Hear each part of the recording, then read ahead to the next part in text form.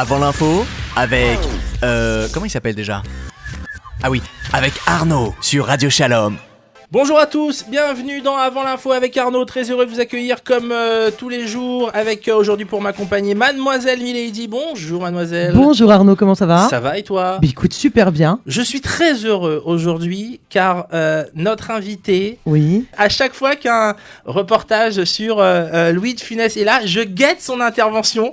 Le moment où il va nous raconter l'histoire où Bourvil s'est battu pour mettre en grand le nom de Funès sur l'affiche du Cornio. Notre invité s'appelle Bertrand Dical, bonjour. Bonjour. Alors, c'est pas pour de Funès que vous venez nous voir, pour ce Tout Aznavour, sorti aux éditions First. Vous êtes depuis quelques années le spécialiste de la chanson française sur France Info, mais également sur de nombreux livres, donc Gainsbourg, Gréco, De Funès, Tchèque Raymond. Comment est-ce que vous êtes devenu le biographe numéro 1 en France ? En tout cas, de mon point de vue, je dis ça. Alors, numéro 1, je sais pas. En revanche, il y a une chose qui est claire, c'est que je dis toujours que j'ai fait des études sérieuses, extrêmement sérieuses, et je viens a priori de la culture savante. D'accord. C'est-à-dire que moi, si à la fin de mes études, si j'avais écrit des livres, ça aurait été des livres sur l'économie, ça aurait été des livres de sciences politiques, ça aurait été, le cas échéant, sur la grande littérature, sur Marcel Proust. Mais quand je faisais mes études, il y avait quelque chose qui me gênait. C'est qu'il y avait des livres extrêmement sérieux qui parlaient de Marcel Proust et dans lesquels il y avait une page sur les sous-vêtements de Marcel Proust. Sur les sous-vêtements de Marcel Proust. Bien sûr, c'est dans la biographie de Tadier, la biographie géniale qui a été faite sur Proust il y a une quarantaine d'années maintenant.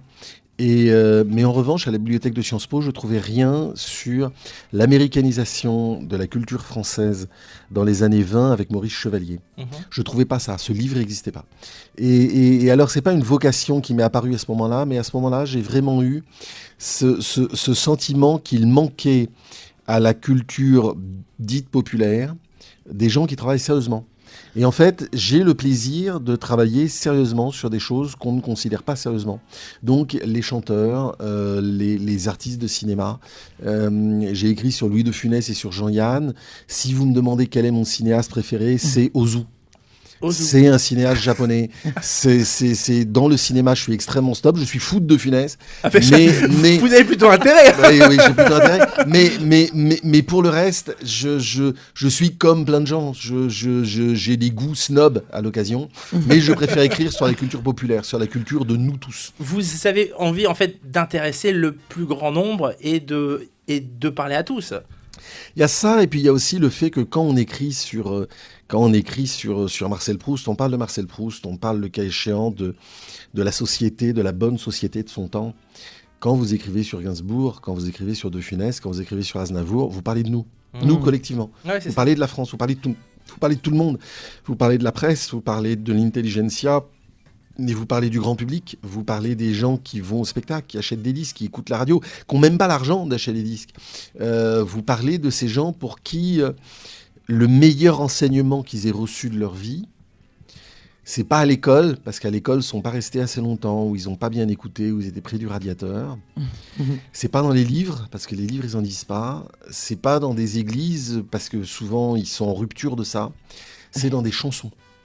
Je me souviens avoir dit un jour, la première fois dans une émission de radio, que j'avais été élevé par mon père, ma mère et Georges Brassens. On m'a dit, mais c'est super beau ce que tu dis, c'est beau, c'est poétique. Je dis, mais attendez, regardez le nombre de gens dans ma génération, j'ai un peu plus de 50 ans, qui ont été élevés par Mike Brandt, qui ont été élevés par Claude François, qui ont été élevés par Jodassin, qui ont appris qu'est-ce que c'est bien se comporter quand on est amoureux, qu'est-ce que c'est bien se comporter avec une femme, qu'est-ce que c'est bien se comporter face à l'adversité dans la vie. Ils l'apprennent dans les chansons. Quand Aznavour chante « Mes emmerdes », c'est l'hymne national des quinquagénaires. Ouais. Ça nous concerne tous, cette chanson-là. Quand il chante « Je me voyais déjà », il n'est pas en train de parler de lui, parce que lui, il est arrivé en haut de l'affiche. Il est en train de parler de tout le monde, mais pas uniquement ceux qui voulaient être artistes. Bien sûr. Ceux qui avaient rêvé d'être le meilleur pizzaiolo dans la rue. Ceux qui avaient rêvé d'être contremaîtres et qui, toute leur vie, ne seront qu'ouvriers ou chômeurs. Ils parlent de ça, ils parlent de l'espoir et ils parlent... au dernier couplet, malgré le désespoir, malgré l'échec, on continue, on rêve encore, on espère encore. Et bien ces gens-là sont extrêmement importants pour nous tous, collectivement, ils sont importants. C'est une mémoire collective et c'est ce qui nous rassemble. Puisqu'on a tous un souvenir avec De Funès, on a tous un souvenir avec Charles Aznavour, avec Mike Brandt, et c'est aussi pour ça que ce livre, on en parlait hors antenne, donc tout Aznavour, 750 pages. Alors je vous ai avoué, oui, c'est ça. Alors moi j'ai pas tout lu mais c'est un livre qu'on va picorer. On va se dire tiens, j'aimerais bien en savoir plus sur par exemple son enfance. On découvre dans le livre que il a commencé à l'âge de 9 ans. En jouant du violon dans la rue, et son grand-père était pas forcément d'accord avec ça parce que il avait l'impression qu'il allait mendier. Mais en fait, Aznavour, et ce qui explique le fait qu'Aznavour soit toujours sur scène aujourd'hui, il a commencé à gagner sa vie à 9 ans. À 9 ans, c'est ça. À 9 ans, il gagne sa vie. C'est-à-dire que, alors, à 9 ans, il y a ce violon dans la rue, mais il y a aussi le fait qu'il a son premier engagement au théâtre. Et l'argent, il n'est pas pour acheter des roux-doudous et des sucres d'orge. L'argent, il n'est pas acheté pour acheter des patins roulettes. L'argent, il va servir à acheter à manger. Il va servir à payer les dettes de la famille, chez l'épicier, chez le boulanger. À 9 ans. Il va servir à payer des chaussures, à payer des vêtements. Et toute sa vie, il a travaillé. Toute sa vie, il a travaillé comme artiste. Alors, il a fait 2-3 autres boulots. Il a un peu vendu des journaux. Il a fait 2-3 petites combines sous l'occupation, en vendant des vélos, en faisant des petites choses comme ça, un tout petit peu de marché noir. Mais toute sa vie, il a été artiste. Et toute sa vie, il a gagné sa vie en étant artiste. Et c'est d'ailleurs une des choses que je trouve les plus troublantes chez Aznavour, pas dans son enfance, mais aujourd'hui. C'est-à-dire qu'il ne soit jamais sorti de là. C'est-à-dire qu'il il a gagné une fortune, il l'a perdue dans ses affaires fiscales dans les années 70. Ses emmerdes, comme il le disait ouvertement. Il a refait fortune. Il a mis à l'abri du besoin tous ses enfants, et pas que ses enfants d'ailleurs. Il a beaucoup donné d'argent à des œuvres, mais il continue à travailler parce qu'il n'imagine pas faire autrement. Parce que ce besoin, cette inquiétude, ce fait que de se dire il y a des factures à payer et puis on ne sait jamais de quoi demain sera fait. Aujourd'hui, ça va. Aujourd'hui, tout va bien. Mais est-ce que demain, ça ira encore bien ? Et ça, c'est vrai que plus largement que sa propre histoire et l'histoire de sa famille, il y a l'histoire du peuple arménien. C'est-à-dire que sa mère est née dans une famille qui avait de l'argent. C'était des notables. Ils étaient respectés. Non seulement ils avaient de l'argent, mais ils avaient un commerce qui marchait bien. Et puis du jour au lendemain, tout s'est arrêté. Et tout le monde est mort. Et c'est vrai que quand ce traumatisme se transmet, il y a cette inquiétude dont des musiciens, des commerçants, des cadres sup, des ouvriers arméniens vous parleront. C'est cette idée que soudain, tout peut s'arrêter. Donc Aznavour, il a commencé à bosser à 9 ans et il continue à travailler. Et avec cette idée qu'il faut le faire et qu'en plus, tout pourrait s'arrêter. Mais justement, est-ce qu'il a l'impression aujourd'hui de travailler ? Parce que quand on fait un métier comme le fait Charles Aznavour, d'être dans le bonheur absolu de donner sur scène, il a l'impression d'aller travailler. Et c'est intéressant parce qu'il se trouve qu'il en parle. Il en parle dans des interviews et puis j'en ai parlé avec lui. Et c'est vraiment quelque chose qui pour lui ne fait pas de doute. Il travaille. C'est pas un plaisir. Bien sûr, c'est un plaisir. Bien sûr, c'est une fierté. Mais c'est un travail. Il y a cette idée qu'il faut faire le job. Et Aznavour, il lit tous les soirs, mais il lit pas pour se divertir. Il lit pour apprendre. Pendant très très très longtemps, Aznavour apprenait tous les soirs. Il apprenait ses textes de chansons dans les langues étrangères. Et puis il apprenait des phrases, il apprenait des textes, il apprenait des poèmes, il apprenait pour apprendre. Parce que de toute façon, il était frustré d'école. Et il voulait apprendre. Il voulait se remplir de savoir, par frustration, parce que ses parents n'avaient jamais vraiment bien parlé français, parce qu'il n'avait que le certificat d'études, parce qu'il se sentait ignorant, parce que quand il était reçu à la table du maire ou du ministre, il se sentait ignorant, il voyait pas toutes les références. Et il allait, il le dit avec une naïveté, une candeur absolument magnifique. Un jour, il s'est acheté des livres, il s'est acheté 1000 bouquins. 1000 bouquins. Et il a passé des semaines, des mois, des années à lire roman après roman. C'est ça, c'est quelqu'un qui a une soif de savoir, de vie, de travail, d'argent, de réussite, de reconnaissance, qui est la même. C'est-à-dire que quand vous dites, parce qu'on sait bien que des gens disent ça dans le métier, même dans le public, on dit oui, Aznavour, il aime le pognon. Bien sûr, il aime le pognon. Mais comme tout le monde. Mais il Qui aime le n'aime pas. travail. Mais il aime le travail. Il aime accomplir. Il aime faire. Et qu'est-ce qui se passe quand vous faites, quand vous fabriquez, quand vous construisez, quand vous accomplissez? Au bout, il y a du pognon. Est-ce que c'est une forme de revanche pour lui? C'est une revanche pour lui, évidemment. Mais il ne serait pas allé aussi loin si c'était que pour lui. Quand on Il y est a une bio... revanche pour sa famille et il y a une revanche pour le peuple arménien. Oui, voilà, c'est important de le dire aussi, pour le peuple arménien. C'est-à-dire qu'en fait, il se sentait peut-être déjà très jeune représentant du peuple arménien? Alors, c'est quelque chose d'assez complexe. C'est-à-dire que Aznavour ressemble un peu à ce que sont les Arméniens de France. C'est-à-dire que pendant longtemps, les Arméniens n'en parlaient qu'entre eux. Et encore, ils n'en parlaient quasiment pas.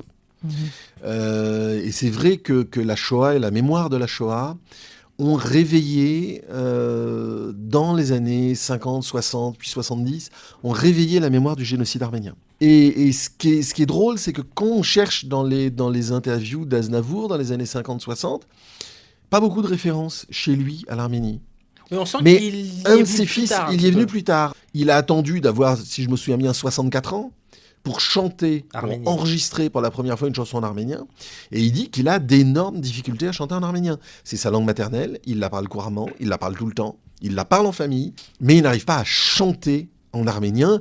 Et là, on n'a pas besoin d'un psychiatre pour comprendre ce qui se passe. Est-ce qu'être biographe aujourd'hui d'une personnalité comme Charles Aznavour, ce n'est pas être un petit peu psychanalyste? Oui, évidemment. C'est vrai qu'on est souvent contraint à aller chercher loin, d'autant plus que la chanson est un art dans lequel on dit tout et rien. C'est-à-dire que très souvent, des chansons disent des choses énormes que l'on n'entend pas, et laisse entendre des choses qui nous éclatent à la figure sans qu'on le réalise. Juste un exemple tout simple, L'Aigle Noir de Barbara. Je connais cette chanson, pour moi elle évoque beaucoup de choses. Aujourd'hui, un lycéen, même un adulte d'aujourd'hui, voit dans L'Aigle Noir le récit de l'inceste. Or, il se trouve que cette vision de l'Aigle Noir, cette compréhension de l'Aigle Noir, on ne l'a qu'après la mort de Barbara. Et donc aujourd'hui, quand on lit un texte sur Barbara écrit de son vivant, on ne comprend pas le discours, par exemple, la vision politique qui est faite de l'Aigle Noir, qui pourrait être une vision de l'aigle nazi revenant. Et on ne comprend pas que dans la presse de gauche, chez les auteurs de gauche, d'extrême gauche en France, on voit dans l'Aigle Noir une sorte de prophétie politique, alors que pour nous, aujourd'hui, c'est absolument le récit d'une tragédie d'enfance. Donc la chanson, c'est ça. Et c'est pour ça que oui, effectivement, c'est un jeu extraordinaire de faire c'est un puzzle fabuleux de faire la biographie d'un chanteur.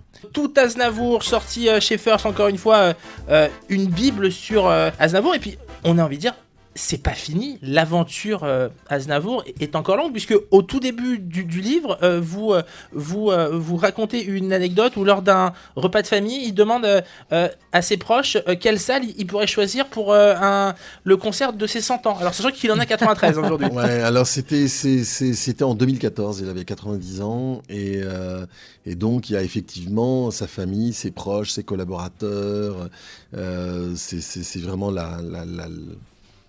la garde rapprochée autour de lui, et il dit ça un peu comme une boutade, mais pas complètement comme une boutade. Et ce qui est amusant, c'est que là, cette année, quand il a fait la promo avant Bercy et la tournée qu'il est en train de faire dans les grandes salles françaises... et dans le monde entier, d'ailleurs. Il en a parlé comme de quelque chose de... Sinon un objectif, du moins quelque chose qui lui ferait vraiment plaisir. Il a Et choisi la salle ou pas? Parce que j'ai posé la question. Je ne sais pas. Je ne sais pas. Mais parce qu'il a un peu fait, je sais pas, la grande pyramide d'Égypte. Je ne sais pas. Mais en tout cas, il y a une chose qui est sûre, c'est que Aznavour fait partie de ces gens qui ne peuvent pas s'arrêter. Et pourtant, excusez-moi, mais il a fait tellement de tournées d'adieu. Alors, À chaque fois, il vous dira que lui, il a jamais dit que c'était une tournée d'adieu. Il a dit une fois, c'est ma dernière rentrée parisienne, au sens que c'était la dernière fois qu'il faisait un concert à Paris pendant plusieurs semaines en présentant un nouvel album. C'était au début des années 2000. Donc, effectivement, il a jamais mis sur les affiches tournée d'adieu. Il a même fait des chansons là-dessus. Il a fait une chanson d'ailleurs dès 1986 en disant « Je ne ferai pas mes adieux ». Et dans une chanson que moi j'aime énormément, qui s'appelle « J'abdiquerai » en 2007, il a ces vers absolument extraordinaires dans lesquels il dit « S'il me reste un dernier spectacle à faire, un bel enterrement flatterait mon ego ». Et c'est quand même sublime. Et donc effectivement, il y a tout là-dedans. Le goût du spectacle, c'est son métier, c'est son ego, c'est son plaisir, c'est son intérêt. Il pense au futur, à sa transmission. à sa transmission. Donc effectivement, il n'y a pas de raison qu'il arrête. C'est vous qui êtes allé vers lui ou c'est lui qui est venu vers vous? Alors, en l'occurrence, c'est moi. Aznavour, par ailleurs, raconte sa vie. Il a fait plusieurs livres dans lesquels il raconte sa vie. Et ce qui est difficile à comprendre, parce qu'on va avoir en plus l'impression que je me contredis moi-même en parlant d'Aznavour, Aznavour a quand même une grande humilité. Alors, souvent, il place même son humilité dans une phrase à la première personne du singulier, ce qui peut paraître une contradiction entre les termes, mais il a quelque chose de très vrai, c'est qu'il continue à être épaté. Quand il va au Kazakhstan, quand il va, que là, il voit quelqu'un dans la rue qu'il montre du doigt en disant « mais cette tête-là, je la connais, qui ça fait ?» Et c'est vrai que ça lui fait plaisir. Ça lui fait plaisir parce qu'il voit son père qui a totalement raté sa carrière d'artiste. Il voit sa mère qui, toute sa vie, a pleuré tous les jours en pensant à sa famille disparue. Il pense à ça. Il ne faut pas oublier, Aznavour est né en 1924, et ses parents ils ont des passeports d'apatride. Il est le premier de sa famille à avoir un passeport. Tout simplement à avoir une nationalité. C'est même pas il est le premier à avoir la nationalité française. Il est le premier à avoir une nationalité. À exister, en réalité. À exister. À être, oui. Il est de cette génération qui est à la fois totalement traumatisée et totalement dans la résilience. Totalement. Dans le combat, dans l'acharnement, dans la volonté absolue de s'en sortir. Et ce qui est à telle enseigne d'ailleurs que pendant longtemps, jusque dans les années 50, 60, il y avait en France un fond de répertoire de blagues sur les Arméniens, qui n'avaient pas grand-chose à envier aux blagues antisémites sur l'argent, la réussite, le pognon, les doigts crochus et ainsi de suite. Parce que les Arméniens se battaient. Ils se battaient, ils travaillaient comme des fous, ils travaillaient comme des dingues, parce qu'il fallait sortir de là. Et dans cette obstination d'un certain nombre d'artistes, de constructeurs d'entreprises, de bâtisseurs, d'architectes, ou tout simplement d'artisans, tout simplement de gens ordinaires, cette espèce d'inquiétude, oui, bien sûr, c'est le traumatisme gigantesque du génocide, évidemment. On a, excusez-moi, mais on a presque l'impression que c'est aussi ce que vous recherchez avec tous ces livres, de laisser une trace. Une chose est sûre, c'est que j'appartiens à une génération d'écrivains et d'auteurs et de journalistes qui pensent que la culture populaire est quelque chose d'extrêmement sérieux. D'extrêmement sérieux. Je ne sais pas si le monde a été changé par Kant et Hegel, mais je sais que le monde a été changé par Louis Armstrong, changé par les Beatles, changé par Charles Trenet.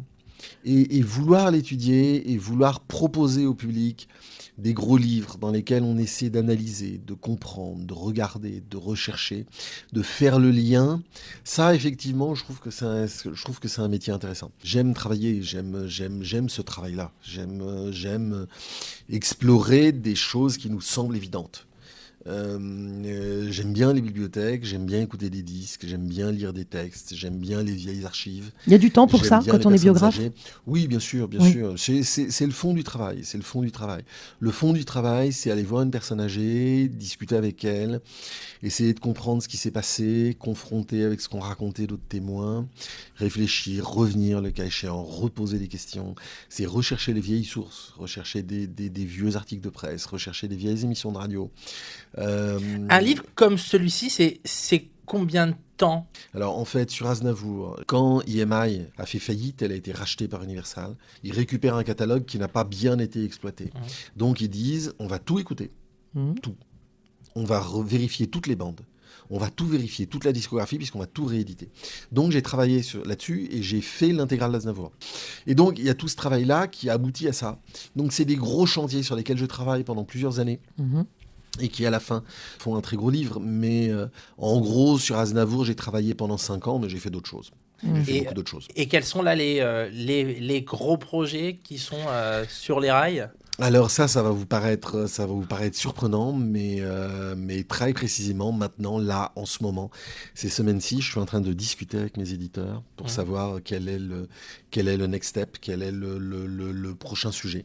Et voilà, je sais pas encore. On ne sait pas encore. Bon, on n'en saura pas plus, donc très bien. Une petite Fanny. question par rapport au métier de biographe. On écrit des biographies depuis l'Antiquité. Est-ce que vous pouvez nous dire quelle est la différence entre un biographe de ces temps-là et aujourd'hui? Je pense qu'un biographe d'aujourd'hui est très très souvent animé par 2 soucis à la fois, Mhm. qui sont un premier souci d'exactitude. C'est-à-dire que je ne vais pas faire un livre en disant qu'Aznavour est le mec le plus sympa du monde et que Aznavour est totalement désintéressé, il ne s'intéresse pas à l'argent. J'ai pas ce projet-là. On est obligé de tout mettre en fait. Voilà, Le on pour met et le tout, contre. on dit tout. Et si on le dit avec sincérité, si on essaie de le comprendre, si on essaie de l'expliquer, jamais personne ne vous le reprochera. Oui. La deuxième chose, et vous allez me dire c'est l'inverse, mais non, c'est exactement la même chose, c'est d'essayer de comprendre et de comprendre la direction, de travailler, de comprendre quelles sont les forces qui sont à l'œuvre. Qu'est-ce qui est en train de travailler? Donc, quelles sont les forces historiques qui sont en train de travailler dans le comique de Louis de Funès, dans la révolte chez Jean-Yann, dans la souffrance de Cher Raymond? Qu'est-ce qui est à l'œuvre à cet endroit-là, à ce moment-là, dans cette vie? Et qu'est-ce que ça nous dit sur le monde? Puisqu'une biographie, ce n'est jamais qu'une parcelle d'histoire collective, d'histoire tout court. Donc je pense que c'est là que les biographes ont changé. Surtout, les éditeurs ont changé. Je me souviens, il y a des années et des années, il y a presque 20 ans, beaucoup de confrères m'avaient regardé avec des yeux ronds comme des soucoupes. D'abord parce que j'avais fait une biographie de plus de 700 pages de Juliette Gréco Mhm. chez un éditeur grand public, Jean-Claude Lattès. Mais ce qui surprenait le plus mes confrères, c'était qu'on avait mis des notes en bas de page. En plus. Ah ouais. Les notes en bas de page, c'était pour les biographies sérieuses. C'était pour les biographies d'écrivains. C'était pour les biographies savantes. Mhm. Et de dire, on va mettre un appareil critique, comme ça s'appelle en édition, on va mettre des notes, on va mettre une bibliographie, on va à l'intérieur du texte avoir une critique des sources, utiliser les outils des sciences humaines pour travailler sur la culture populaire. Ça, c'est le vrai bouleversement des 20 dernières années. Vous êtes un biographe sérieux, hein? Oui, parce que je pense que personne ne m'en voudra si je raconte n'importe quoi sur Proust. Mais, Parce qu'ils ne le connaissent pas. mais parce que les spécialistes de Proust diront c'est un imbécile, je suis plus fort que lui. Ouais. pas faux. Les amoureux de Cher Raymond ou les amoureux de Louis de Funès ou les amoureux de Georges Brassens pourraient m'en vouloir Ouais. parce que j'ai maltraité quelqu'un qui est important dans leur vie. Et parce que c'est plus proche de nous que Proust. Parce que Proust, on Parce le lit à l'école et... Parce Oui. que ça Et fait après, partie quoi. de nos vies collectivement. Quand vous grandissez avec le casque sur les oreilles, en écoutant Barbara, Mhm. ça change votre vie. Vraiment, vraiment, ça, profondément, ça change votre vie. Ça vous change comme personne. Et ça, c'est important. Et alors, il se trouve que moi, je suis croyant et il ne faut pas du tout se méprendre sur ce que je dis, mais je pense qu'il en est des artistes de musique populaire, comme il en est des pasteurs, des rabbins, des imams, qui ont un poids sur les gens. Pas qui se contentent d'aller parler à la télévision ou qui montent en chair devant 2000 personnes et qui disent des généralités. Non, des gens qui s'asseyent face à face avec quelqu'un, qui leur dit « Voilà, j'ai un problème, aidez-moi ». Et les chanteurs font ce boulot-là. Ils nous aident. Vous m'offrez une transition magnifique. Je pense que même si on avait voulu le faire exprès, on n'aurait pas pu. Vous avez écrit il y a quelques années avec Claude Askolovitch un livre qui s'appelle Chemin faisant sur le Rav Joseph Citruc. Vous dites être dans la culture populaire. Comment est-ce que vous en êtes venu à écrire un livre sur Citruc et justement, comment s'est passée cette rencontre ? Alors, c'était un livre avec Citruc, c'est un livre d'entretien avec Joseph Citruc, et il se trouve que, très anecdotiquement, l'éditeur est juif, le directeur de collection est juif, Claude Askolovitch, qui doit mener les entretiens, est juif. Et il lance 2 ou 3 noms d'autres journalistes pour travailler avec Claude. Et tous sont juifs. Et à ce moment-là, quelqu'un dit « Mais il faudrait peut-être mettre un goy. » C'est ça, si on prenait un goy. Et donc Claude dit justement, ça tombe bien, mes meilleurs potes est protestant. Et voilà. Et je me suis trouvé à écrire ce livre d'entretien avec Joseph Citruc. Pour faire court, c'est une expérience extrêmement enrichissante, singulière, parce que moi, je ne suis pas juif. Et j'ai découvert quelque chose, moi qui suis extrêmement protestant, qui suis très très protestant, c'est que je me souviens au bout d'une 20aine d'heures d'entretien, on était très très loin dans les entretiens, on avait déjà une bonne partie des décryptages qui étaient déjà faits, et je dis à ces trucs, je lui dis, écoute Joseph, il y a un truc qui est marrant, c'est que moi dès que je parle de religion, dès que je parle de ça, il y a un mot qui vient dès la 2e phrase, mais que tu n'emploies jamais, qui est le mot de foi. Et on a eu une discussion extrêmement passionnante sur ce qu'est la foi et ce qu'elle n'est pas. Et sur l'observance et la non-observance. Moi, j'appartiens à une religion dans laquelle il n'y a pas de sacré. Il n'y a pas d'objet sacré, il n'y a pas de mot sacré, il n'y a pas de geste sacré, il n'y a pas de lieu sacré, il n'y a pas d'action sacrée, il n'y a rien n'est sacré. Le sacré n'existe pas. Tout est sacré. L'intégralité du monde est sacrée. Mais donc, on n'allume pas de bougie. On ne joint pas les mains. Nos temples sont souvent d'une tristesse à mourir. Alors, ils sont très jolis à Paris parce qu'une bonne partie sont des anciennes églises catholiques données par l'État au culte protestant. Mais nous, une salle avec des bancs, ça nous suffit. On n'a même pas besoin de bancs, on n'a même pas besoin de salle. On n'a même pas besoin d'être là. Si, ils ont besoin d'être là. Pardon. Comme dit le Christ, tant que 2 sont réunis en mon nom, je suis là. Voilà. Voilà, donc 2. Il suffit d'être 2. Et c'était absolument passionnant. Le personnage, vos auditeurs le connaissent mieux que moi, évidemment, était un personnage controversé, mais en même temps extraordinairement attachant. Et je me souviens de discussions passionnantes avec lui et aussi de discussions presque prophétiques, parce que je me souviens qu'un jour il nous avait dit quelque chose de très troublant. Et il avait dit, vous savez, il y a un seul moment où je retire ma kippa. Il y a un seul moment, alors on lui dit, mais chez toi ? Il dit, non, il y a un seul moment où en public, je retire ma kippa, et le pire, c'est que la première fois, je m'en suis pas rendu compte, et que à chaque fois que je le fais, je ne le pense pas, ce n'est pas pensé, je le fais. C'est quand il vote. Et il disait, au moment de sortir de l'isoloir, avec son bulletin de vote à la main, il retirait son chapeau et sa kippa. Et il arrivait tête nue avec son bulletin de vote, à voter, et il remettait sa kippa. Et alors, finalement, ce n'est pas resté dans le livre. Mais parce qu'effectivement, il craignait de choquer, surtout qu'il parlait de son inconscient, il parlait de quelque chose, de choses extrêmement complexes. On aurait demandé 28 pages d'explications. Mais j'ai découvert un homme qui était beaucoup moins monolithique qu'on ne le croyait à l'époque. Et aujourd'hui, quand on évoque Joseph Citruc, quand on évoque la mémoire de Joseph Citruc, on parle souvent d'un homme fait tout d'une pièce. Alors que là, j'avais rencontré un homme qui était d'une cohérence extraordinaire, mais qui n'était pas fait d'un seul bloc. qui était beaucoup plus complexe, voire moiré, voire surprenant qui n'en a laissé l'image. Vous avez répété plusieurs fois que vous étiez protestant. J'ai envie de vous dire, c'est pas grave, monsieur, on vous garde quand même. Exactement.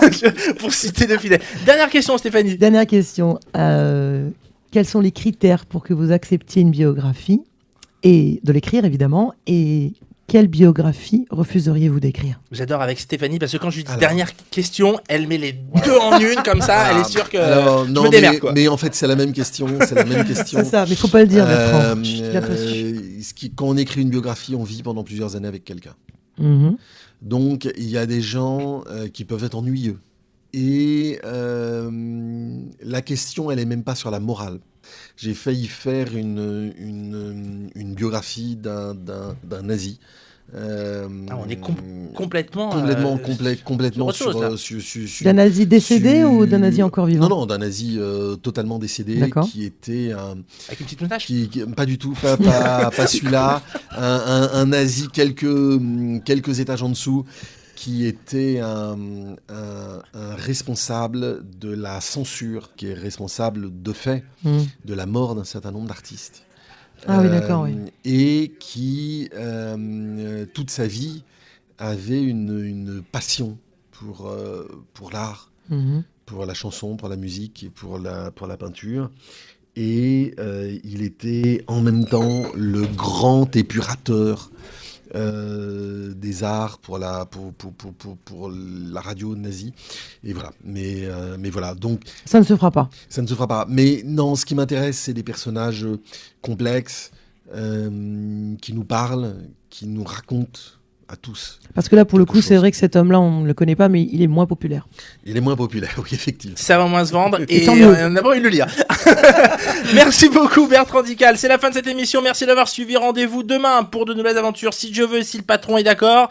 En attendant, tout Aznavour, Bertrand Dical chez First Document. Encore une fois, 750 pages passionnantes qu'on picore. Et je vous dire un dernier truc, c'est que mon fils est fan d'Aznavour et il l'a commencé et j'ai eu du mal à le récupérer, donc j'ai dû l'assommer avec. Et, et bon, moi, je suis très content d'avoir.